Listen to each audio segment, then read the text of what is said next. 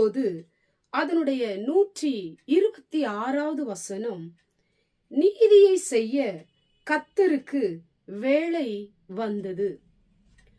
இந்த வார்த்தையை கேட்டுக்கொண்டிருக்கிற எனக்கு அன்பான தேவ பிள்ளைகளே, உங்களுக்கு விரோதமாய் அடைக்கப்பட்ட கதவுகளை திறக்கிற வேளை வந்துவிட்டது. இன்றைக்கு நிறைய மனிதர்கள் பொறாமையினால் கதவை அடைத்திருக்கலாம், வேண்டுமென்றே கதவை அடைத்திருக்கலாம்.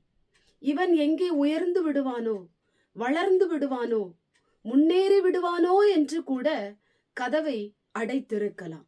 இன்றைக்கு ஆண்டவர் உங்களுடைய ஜெபத்தை கேட்கிறவர். உங்களுக்கு நீதி செய்யும்படி அவருடைய வேளை வந்துவிட்டது.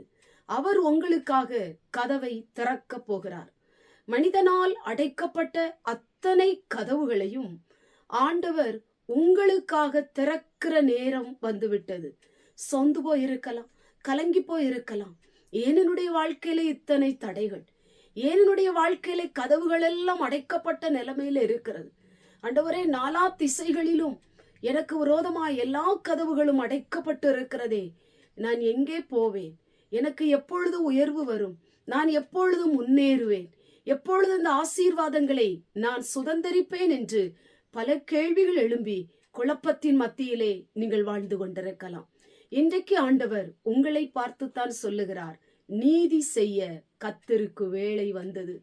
கலங்காதீங்க, உங்களுக்காக கதவை ஆண்டவர் திறக்க போகிறார். நேரம் வந்தது என்று ஆண்டவர் சொல்லுகிறார். உங்களுடைய ஜபங்கள் வீண் போகாதபடி, நீங்கள் வடித்த கண்ணீர்கள் வீண் போகாதபடி, நீங்கள் காத்திருந்த நாட்கள் வீண் போகாதபடி ஆண்டவர் உங்களுக்கு அற்புதம் செய்கிற வேளை வந்து விட்டது. எதற்காகலாம் நீங்கள் எதிர்பார்த்து கொண்டிருக்கிறீர்களோ, எதற்காகலாம் நீங்கள் காத்திருக்கிறீர்களோ, அதிலே கர்த்தர் மகா பெரிய அற்புதத்தை உங்களுக்கு செய்ய போகிறார். கதவை திறக்க போகிறார். உங்க வாழ்க்கையிலே அற்புதம் நடக்க போகிறது. நன்மைகளை நீங்கள் பெற்றுக்கொள்ள போகிறீர்கள்.